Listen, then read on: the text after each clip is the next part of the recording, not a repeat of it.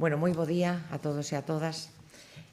Hoxe acompáñame nesta rolda de prensa Jorge Carballido, técnico da UMAD, Patricia Joga, artífice desta campaña que hoxe vimos a presentar aquí. Si pensamos que unha persona adicta ao xogo tiñamos a imaxe de un home ou unha muller de máis de 40 anos que botaba monedas nunha máquina cando acudía á cafetería ou bar. O certo é que agora xa non se trata dese home ou desa muller, senón dun mozo ou dunha moza novos que xogan diñeiro preferentemente de xeito presencial, aínda que tamén online en apostas deportivas, sobre todo de fútbol.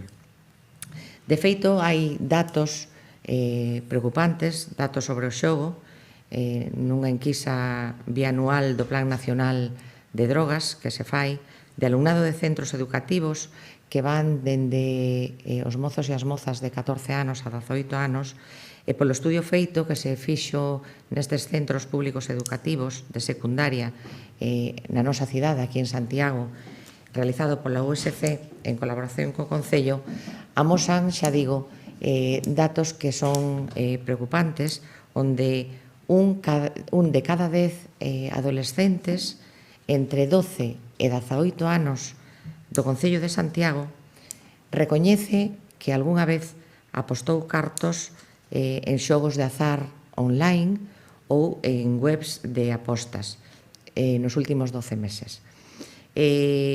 Teño que dicir tamén que atendendo o xénero destes mozos e destas mozas que participan en xogos de azar online ou en páxinas web de apostas, sí que é verdad que hai unha práctica predominantemente masculina. Tamén estes datos nos permiten constatar que a medida que aumenta a idade, esta porcentaxe tamén vai en aumento. Pasamos de un 3,5% entre os mozos de 12 e 13 anos ata casi un 18% entre os mozos de 16 a 18 anos. Ben, pois nós como Concello, nomeadamente desde o Departamento da UMAD, conscientes deste aumento, desta situación problemática que temos e que pode derivar nun problema moito máis acuciante, incluso de saúde, pois, bueno, quixemos facer visible esta situación, quixemos facer que a poboación, as nosas veciñas, os nosos veciños, sobre todo as nosas mozas e os nosos mozos, tomen conciencia desta problemática tan acuciante neste momento e tan grave e, polo tanto, bueno, imos poñer en marcha, de feito, creo que xa puxemos, xa repartimos as axendas, sí, verdad? Bueno, puxemos en marcha unha campaña que nos vai explicar moi ben a súa protagonista, que foi a súa creadora, Patricia. Na imaxe, o sea, materialízase a campaña na imaxe dun mozo e dunha moza tamén, cunha mensaxe que ten a túa liberdade, a mellor xogada, e que alerta un pouco deses perigos que poden levar, bueno, como consecuencia o xogar diñeiro e que logo ela nos vai explicar mellor por que elixiu esas imaxes, por que diseñou esas imaxes tan significativas que eu penso que son moi didácticas. Ben, estas dúas imaxes efectivamente foron distribuídas nas axendas, estas son as axendas que se diron, teño aquí unha mostra, axendas universitarias do USC. Esta acción tamén imos reforzala non solamente con estas axendas, sino que vamos a colocar cartaces e vinilos en centros educativos e sociais do Concello e tamén creo que temos previstas 4 traseiras de autobuses que levarán impresa esta imaxe e tamén algún MUPI que se vai distribuir por toda a cidade. Esta liña de traballo vaise completar e se esta nova situación do COVID que temos nos deixa, queríamos completala ao inicio do ano 2021 pois con obradoiros dentro das aulas, verdad? De primaria dirixidos precisamente á visibilización e á sensibilización destas nenas e destes nenos que máis tarde serán mozas e mozos para que non caigan nesta trampa. Nada máis, eu terminar dicindo que efectivamente a ludopatía é un trastorno que está recoñecido pola Organización Mundial da Saúde.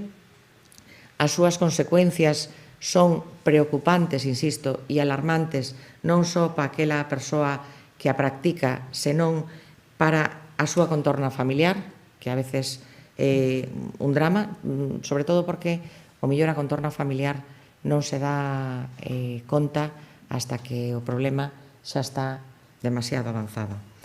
Entonces, precisamente para contribuir a eso, para que non haxa esas cousas que poden producir desde tristeza, illamento social, absentismo no cole, bueno, para eso estamos nós aquí, para contribuir un poquinho a eso, e decidimos lanzar esta campaña. Eu agora, sin máis, voulle pasar a palabra, non sei se quere decir algo Jorge. Si queres contar unha anécdota. Como non, como non. Espera, pásoche así.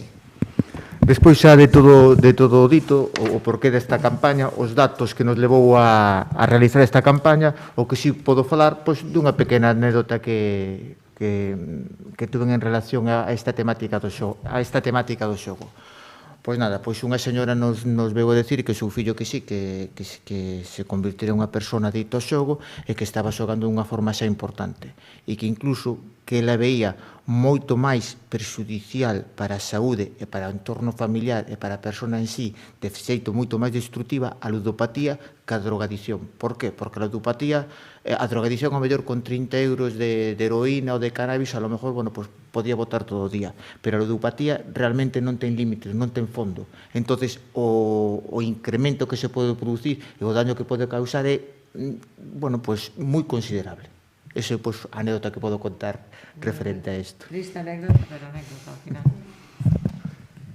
Bueno, agora Patricia vai nos explicar un pouquiño esas imaxes que ela diseñou. Bueno, sí. A verdade é que a concelleira explicou todo moi ben, non? E ao fin de contas usa unha ferramenta tanto da UMAD como desta campaña.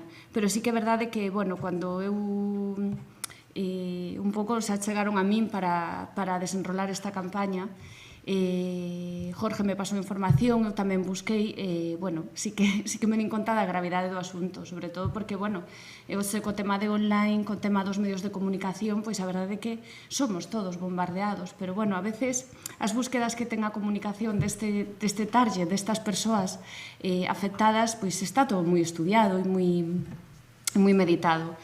Eu, a verdade é que, dende que traballo campañas de sensibilización, sempre procurei chegar cunha mensaxe positiva, eso desde logo. E a campaña, aunque de entrada, sí que é verdade que ten esa forza, ese impacto visual, e incluso se podería decir que atrevida, gráficamente, digo, vale, pero realmente a mensaxe é a liberdade, non? Como nós temos que educarnos para ser libres a nos mesmos, e o slogan de feito é a túa liberdade, a mellor xogada. Iso que intentamos que chegue a todas as persoas, que valoren a súa liberdade, porque no momento en que empezas a apostar, no momento en que permites que chega a ti esa información e entras no seu xogo, deixas de ser libre. Iso era o que intentamos gráficamente chegar a este target, que a veces son adolescentes, a veces son persoas máis maiores, a veces un público masculino, como ben decía Mila e Jorge, pero a veces tamén as mulleres tamén xogan, Jorge me comentaba. E, despois aí, quen queira achegarse un poquinho máis á campaña, o que comentaba Mila, todo que a frustración, unha vez que empezas a xogar, aquí temos todos os iconos, os símbolos, non? Aparece, primeiro non se ve moi ben arriba porque está cortadiño, pero é como o xogo da ruleta, non? Que me vai a tocar? Me vai a tocar xa na primeira aposta dar ese paso para ao final estar non esclavizado, pero si sometido, non? A todo esta xogo, a esta trama e despois unha serie de iconos, non? Que son a frustración, a rabia, o sentirse, a veces prisioneiro, non? ou encadenado a ese so. E pouco máis teño que decir. Pois moi ben explicado. Eu espero que esa imaxe... Temos imaxe dun mozo e tamén dunha moza, verdad? Sí, esta é a imaxe femenina e esta é a masculina, hai unha imaxe dunha moza. Bueno, pois esperemos que chegar a xente coa sensibilidade que está feito todo este traballo que me consta que se fixo. E nada máis. Grazas. Alguna cousa? Sí, bueno, ustedes datos ou tendencia, da igual dato, de como foi durante estes meses de confinamento ou dos xogos, se vale xogaron máis, menos, se tiveron, ou estar en casa todo o día tiveron máis acceso, como foi o tema? Ainda que non houve deporte en directo, é verdade, moitas veces, pero bueno. Non temos acceso a esos datos do comité. Non temos acceso a datos de o que pasou no confinamento. Existen algúns estudios referente ao consumo de sustancias, pero referente ao xogo non. Referente ao xogo, o único que te podo dicir é iso, que, bueno, pois cada día o rapaz é máis normal ver aos rapaces cas aplicacións no móvil, cada día é máis normal que os rapaces vayan ao bar a ver o fútbol e cando faltan 10 minutos para o partido, no descanso se aposta que vai meter 3 goles, 4 goles, 50 céntimos, un euro suficiente, pero é algo que está aí moi presente.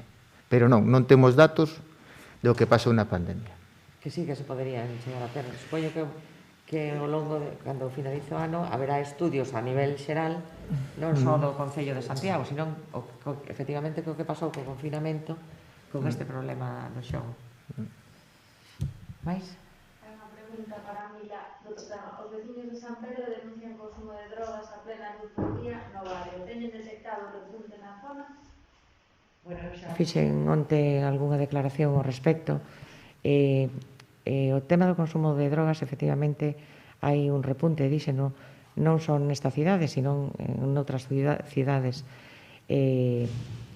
Nos estamos vixiantes, non só no barrio de San Pedro, sino nos barrios da nosa cidade. Estamos vixiantes, hoxe mesmo vaise manter ou estáse mantendo neste momento unha reunión co responsable de Seguridade Cidadá, o meu compañeiro Gonzalo Muiños, que ten unha reunión con integrantes da Asociación do Barrio de San Pedro, co xefe da Policía Local, e, bueno, entón, nós non nos despistamos dese tema. Sí que creemos que non é unha cousa específica do barrio de San Pedro, é unha cousa, bueno, que temos que atallar, que temos que vixiar, pero tamén o dixen onte, o que quero é tamén tranquilizar neste sentido de que saibamos que os nosos barrios da nosa cidade son seguros, que temos a cidade máis segura de Galicia e, polo tanto, bueno, imos seguir vixiantes, imos poñer as solucións que podamos poñelas, imos traballar para eso, pero xa digo, vamos tamén todos a poñernos un poquinho tranquilos, porque eso tamén iría en contra e repercutiría pois nos nosos barrios, e eso non queremos que suceda. Vale. Moitas gracias e ata outro día.